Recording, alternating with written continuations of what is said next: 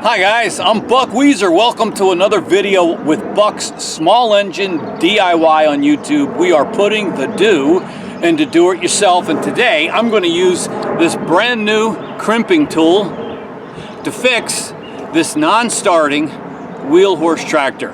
So stay tuned. Alright guys, let's talk about what the problem is not. I turn the key to start and nothing happens.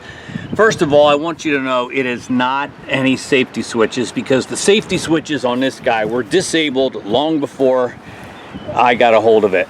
So that's not it. Second of all, it's not the battery. The battery's good and strong. Thirdly, it's not the starter motor. That starter motor works great.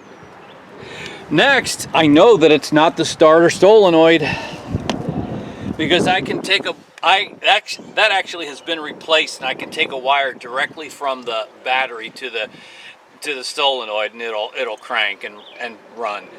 So it's not that. And I also want you to know that it's not the key switch. The key switch works just fine. You know what it is?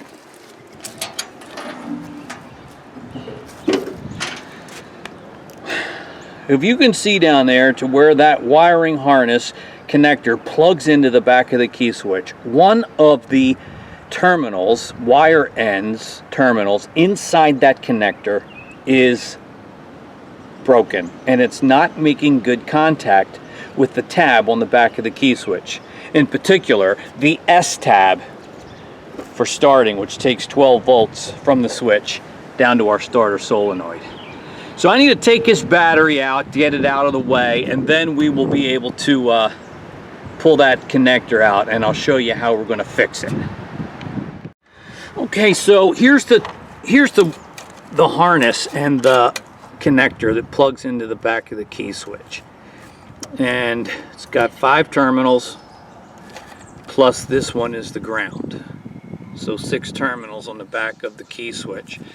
And this red wire here is the one that goes down to our starter solenoid. So the terminal, the S terminal in our connectors, is top one by itself there. I guess I should say bottom in this case, but if you plug it in like this, it's top.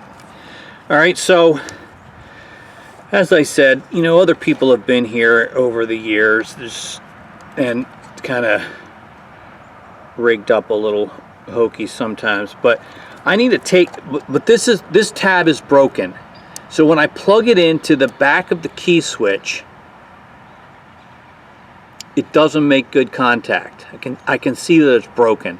So I'm going to take that out, crimp on a new connector, and put it back, a new terminal, and put it back into this connector. So that's our goal, and I hope I'll be able to show you that process clearly enough.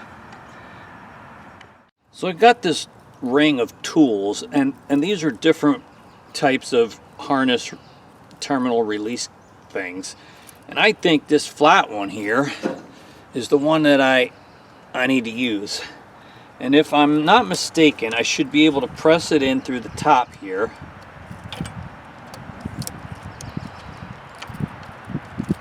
and it pushes down on the tab to release this terminal. I don't know how well it's going to work.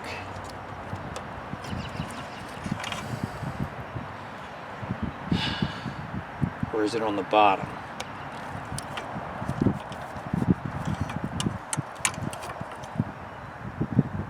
It takes a little practice, right? I think it might be that guy right there.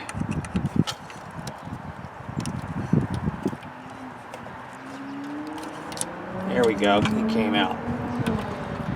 So it's held into the plastic connector by this little tab. So the tool pushes down that tab and allows it to slide out. So we need to replace this connector because it's missing the end. It snapped off, and we're going to use my new crimping tool to fix that. So let's first cut off this old one.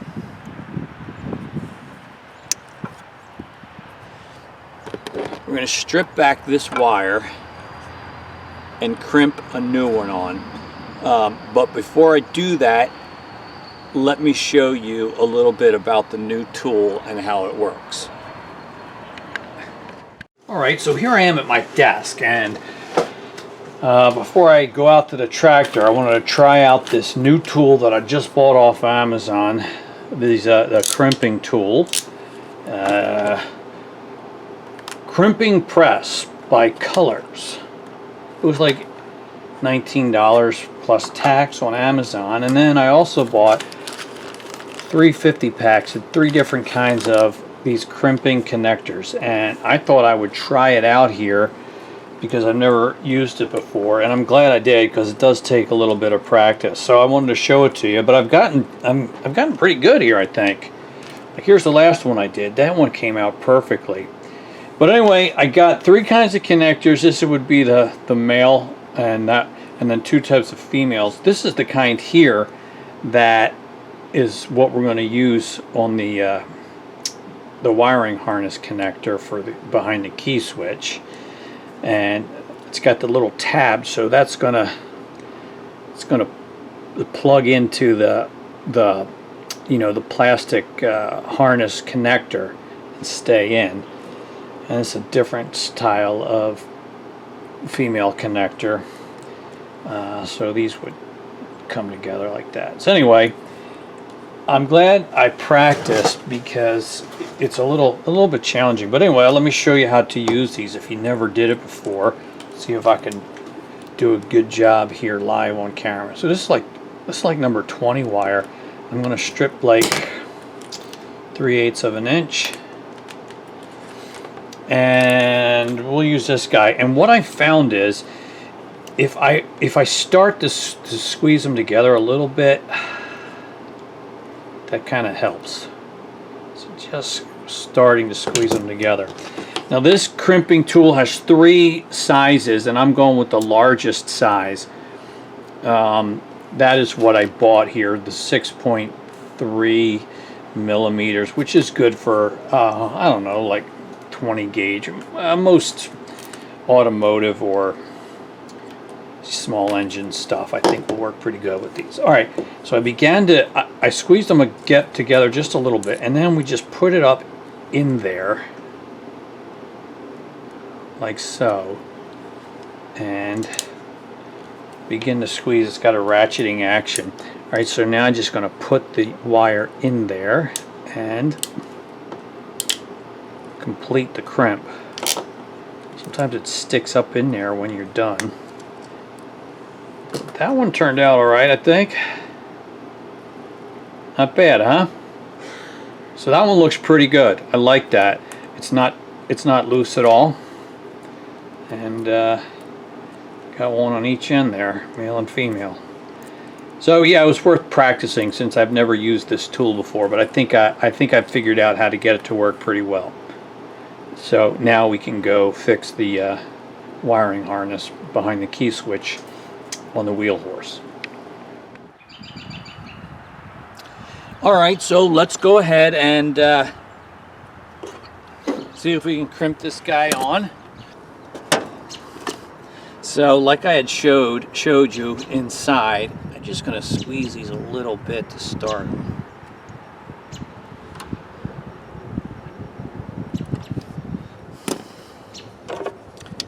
Then I'm going to set it into the tool. Alright, I think I got it started in there alright.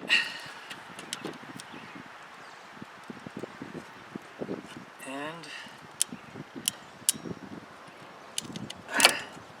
crimp it home.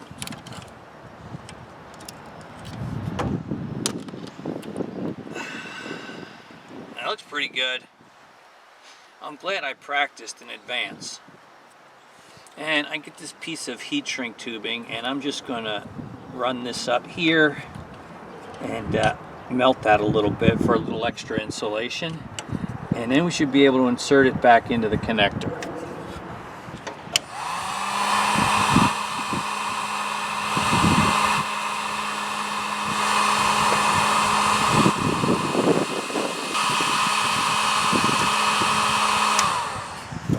That should do it.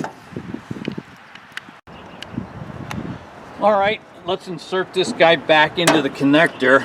This little tab right here is what you grab and keep the wire in there. all goes well. Yeah, so I heard it click, so that's good. Let's put it back together and see if the tractor will start. All right, I reinstalled the battery, so if everything went according to plan, then it should crank when we turn the key.